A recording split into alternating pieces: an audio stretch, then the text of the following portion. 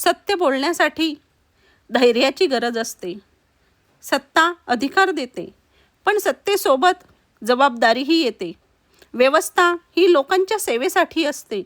जेव्हा लोक आपला आवाज उठवतात, तेव्हा व्यवस्थेने ते नक्कीच ऐकून घेतले पाहिजे.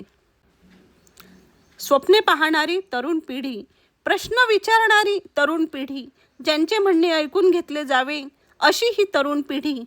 जेव्हा हेच विद्यार्थी आपल्या भविष्यासाठी आवाज उठवतात, तेव्हा त्यांच्या आवाजाला उत्तर म्हणून लाठीचार्ज आणि टिअर गॅसचा मारा कसा काय होऊ शकतो?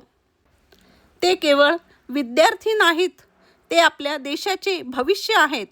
जे लोक आपल्या लोकांचे रक्षण करण्यासाठी असतात, तेच लोक केवळ आपल्या समस्या मांडल्याबद्दल त्यांना त्रास कसा देऊ शकतात? जनतेच्या हितासाठी योग्य ते पाऊल उचलले गेलेच पाहिजे. सत्ता म्हणजे केवळ लोकांवर नियंत्रण ठेवणे नव्हे, तर सत्ता म्हणजे लोकांची सेवा करणे होय.